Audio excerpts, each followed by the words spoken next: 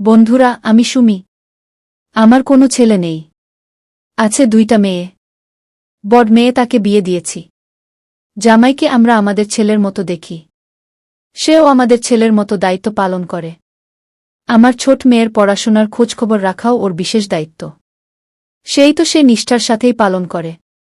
আমার স্বামী ব্যস্ত মানুষ, সরকারি চাকরি করেন। ঘুষ খান বলে অফিস ছেড়ে কোথাও যান না।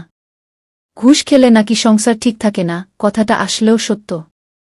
ছোট মেয়েটা ক্লাস 8-এ থাকতেই প্রেম করা শুরু করে দিয়েছে। যাই হোক, প্রায় 1 বছর যাবত আমার পিঠে ব্যথা। আমার বড় মেয়েকে নিয়ে 3-4 জন ডাক্তার দেখাইছি। সব পরীক্ষা নিরীক্ষা করা শেষ। কোনো ডাক্তার আমার রোগ ধরতে পারে না। সবাই বলে আপনি তো সুস্থ আছেন। তাই কোনো উপায় না পেয়ে একদিন বড় জামাইকে ফোন দিয়ে প্রায় কাঁদতে কাঁদতে ওকে বললাম, বাবা, তোমার সুর তো আমাকে নিয়ে যাবে না।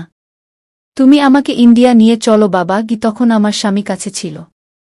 সে ফোনটা নিয়ে জামাইকে বলল, বাবা, তোমার শাশুড়িকে তো বুঝাতেই পারছি না। কিচ্ছু হয়নি। কিছু টাকা নষ্ট করবে আমার। তাই ইন্ডিয়া যাওয়ার জ্ঞান ধরেছে।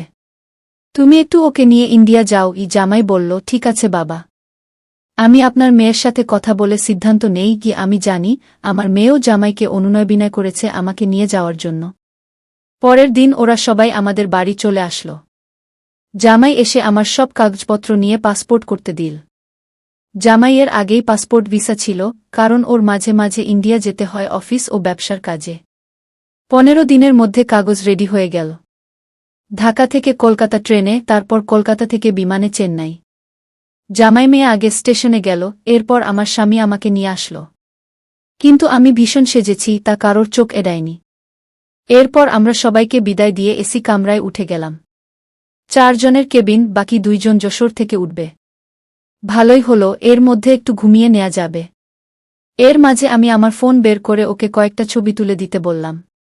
জামাই আমার ছবি তুলে দিল, আমি বেশ পোজ দিলাম। তারপর ও বলল, আম্মা, এই সময় একটু ঘুমিয়ে নেন, ভালো লাগবে।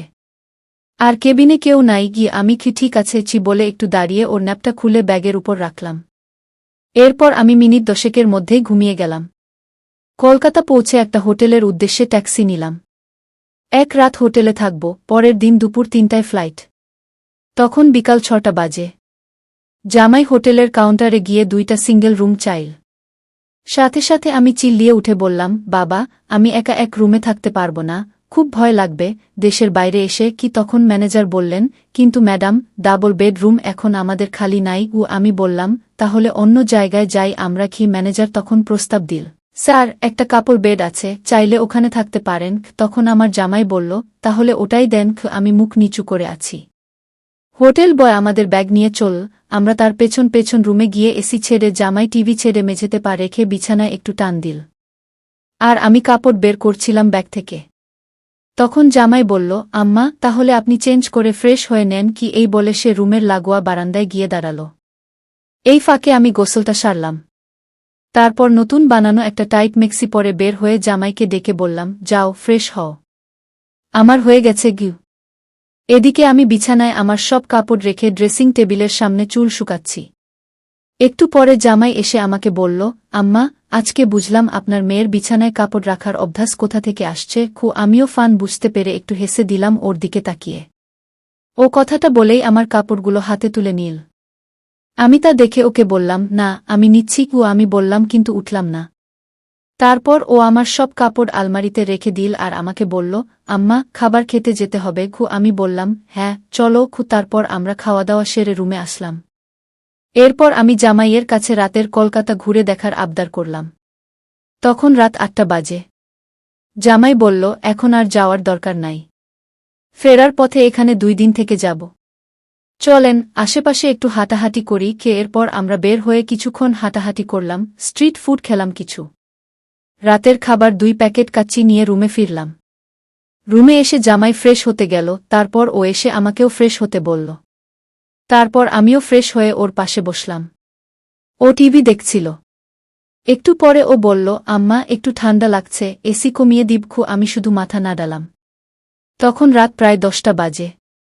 কিছু সময় পর ও বলল, কম্বলের ভেতরে আসেন। আমিও ওর এই কথার জন্যই ওয়েট করছিলাম।